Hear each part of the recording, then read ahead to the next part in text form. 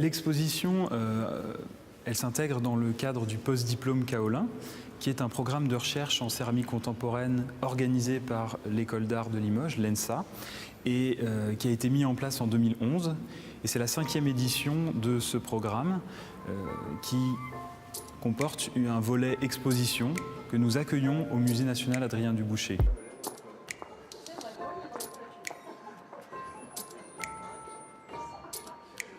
Elle s'appelle AL2I5O, je me trompe certainement sur l'orthographe exacte, qui est très complexe. Il s'agit en réalité d'une formule a priori énigmatique, mais en réalité lourde de sens.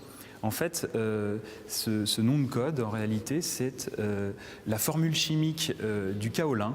Et le kaolin, on sait à quel point c'est important à Limoges, mais aussi à Jingdezhen en Chine, où les artistes du post-diplôme voyagent. C'est la matière première de la porcelaine. La deuxième partie du code, c'est les coordonnées géographiques de la ville de Limoges.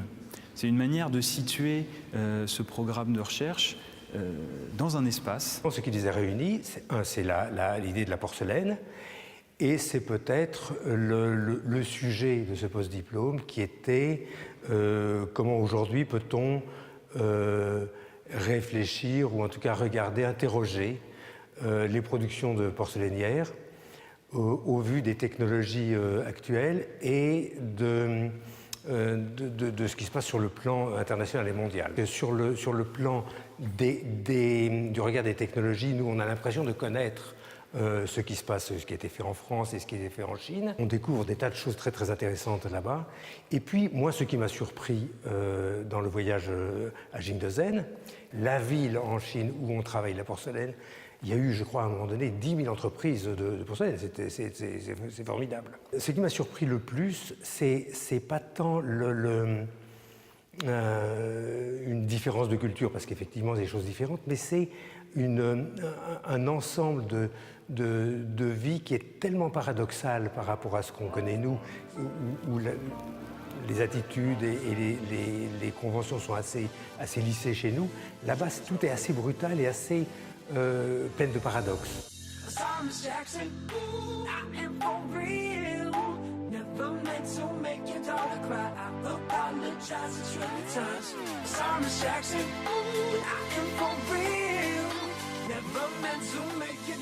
Premièrement, effectivement, ce que j'ai ramené de Chine, ce sont beaucoup de photographies.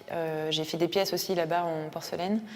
Mais ce qui m'a intéressée, c'était particulièrement donc, ce lieu-là, qui est une ancienne manufacture porcelainière abandonnée, dans laquelle j'ai pu arpenter et visiter, et provenant en fait d'une formation de scénographe, d'artiste scénographe. La question de la mise en scène en fait est assez présente dans ma démarche. Et c'est vrai que dans ces photos, dans ces lieux, je retrouvais aussi cette question de mise en scène, de lieux chargés d'histoire, tout à coup abandonnés. Et en l'occurrence, pour la pièce dans l'exposition permanente que je propose, c'est une création du coup qui est in situ et que j'ai aussi pensé en fonction du lieu ici.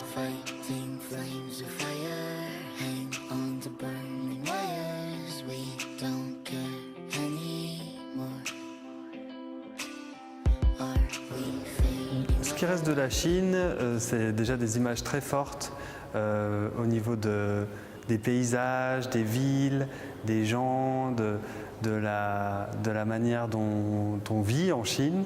Et puis évidemment, il reste une forte imprégnation de toute l'industrie porcelainière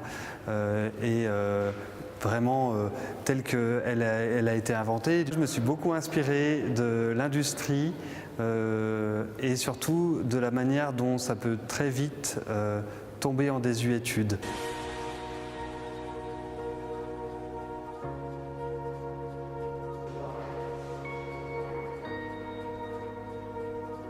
J'ai fait une école d'art, les 5 ans, à Annecy. Donc voilà, j'étais diplômé en 2011. Il y a 1 an et demi, je me suis dit, tiens, j'ai jamais essayé la céramique, c'est un matériau qui m'attirait depuis un moment. Et je collectionne les encyclopédies. J'ai lu le mot des céramiques, céramistes, et j'ai découvert en fait que le céramiste était quelqu'un qui maîtrisait les protocoles. Voilà, c'est quelqu'un qui fait du protocole et donc je me suis dit tiens mais moi mon travail c'est du protocole. Cette série de cylindres qui est composée de actuellement à peu près 600 cylindres, c'est un travail de recherche sur la couleur et d'expérimentation dans lequel j'ai mis en place une manière de colorer la matière en utilisant les phénomènes physiques naturels, c'est-à-dire la capillarité. Et donc la coloration se monte comme ça dans la matière de manière naturelle. Que restera-t-il de votre déplacement en Chine? Qu'il va y rester une série de pièces qui est justement des volumes de différentes couleurs et de différentes tailles qui reprennent justement la taille et les couleurs des cuirs de mes encyclopédies. Voilà, et ça c'est une pièce assez emblématique de cette année et demie de travail qui à la fois, donc ces volumes qui ont été faits en Chine, parce que c'est la technique qu'ils maîtrisent, la plaque, la construction, et à la fois un savoir-faire à Limoges, parce que la couleur a été faite avec l'entreprise L'Aigle Book, qui a fait vaporiser cette couleur. Et donc voilà, c'est un mélange entre ces différentes expériences que j'ai pu avoir en Chine et à Limoges.